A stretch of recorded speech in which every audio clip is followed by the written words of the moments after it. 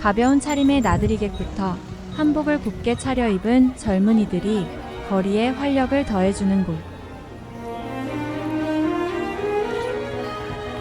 이곳은 대한민국 최고의 핫플레이스 전주 한옥마을입니다. 한옥마을 방문은 계획이 없는 코스였습니다.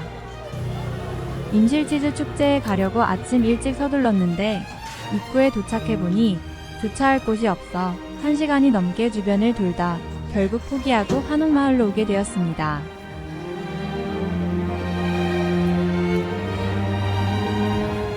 공영 주차장에 주차를 하고 골목으로 들어가니 한복을 대여하는 가게와 전동차를 대여하는 가게가 가득했습니다. 한복대 여점 앞에는 형형색색의 한복이 주인을 기다리고 있었습니다. 긴 줄이 있어 무슨 가게인가 하고 보니 추억의 달고나 가게였습니다.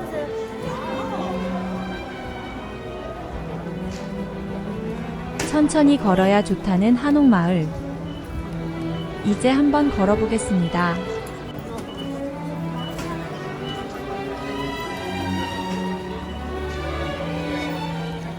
길을 따라 작은 물길이 만들어져 있는데 손을 씻을 수 있을 만큼 깨끗한 물이라고 합니다.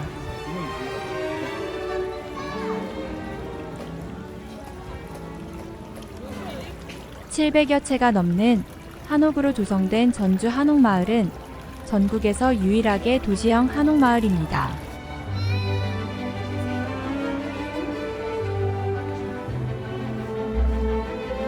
전국적으로 알려진 명성에 비해 전주 한옥마을의 역사는 고작 100년이 채 안 됩니다.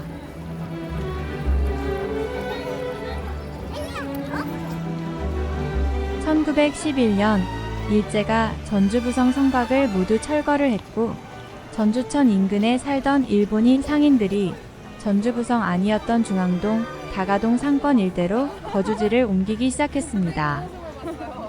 이후 날이 갈수록 일본인 상인들이 늘어났습니다.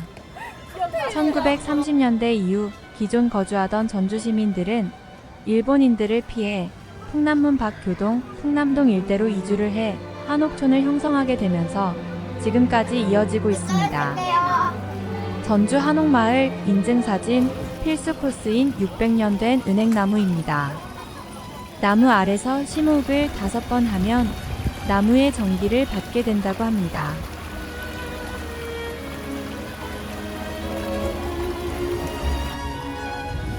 길을 걷다 보니 곳곳에서 시민들을 위한 작은 배려가 눈에 띄었는데요. 거리 곳곳에 있는 돌로 만든 작은 의자입니다. 돌의자에 앉아 잠시 쉬어가는 시민들을 쉽게 만나볼 수 있었는데요.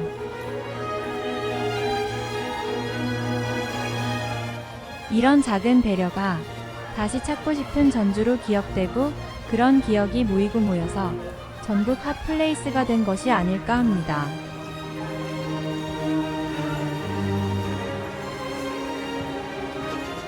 지금의 전주 한옥마을은 지난 2002년 월드컵을 계기로 전주를 찾아오는 외국인 관광객들에게 전주다운 것을 보여주기 위해 한옥마을을 전통문화도시 조성 사업으로 조성하면서 시작되었습니다.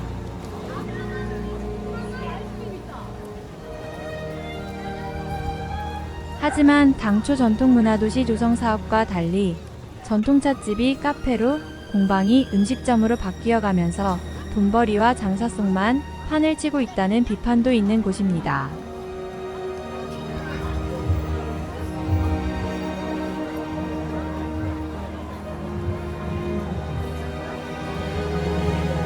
전주 한옥마을의 매력을 제대로 느끼고 싶다면 사람이 붐비는 주말이 아닌 한적한 평일 오후가 어울릴 것 같습니다.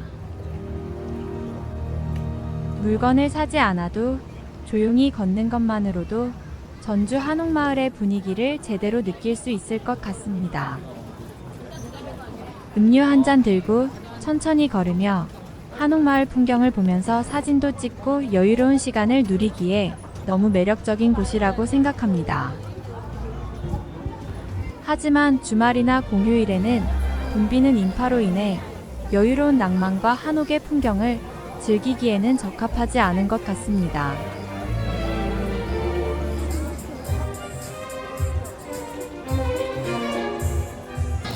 한옥마을에서 가장 많은 사람이 붐비는 경기전과 전동성당으로 가는 길입니다. 거리에 길게 늘어선 줄을 보니 맛집이 분명한 것 같습니다.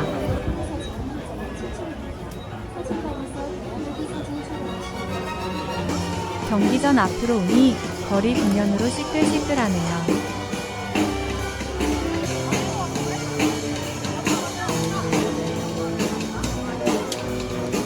경기전 담벼락을 따라 작은 화단에는 꽃이 가득합니다.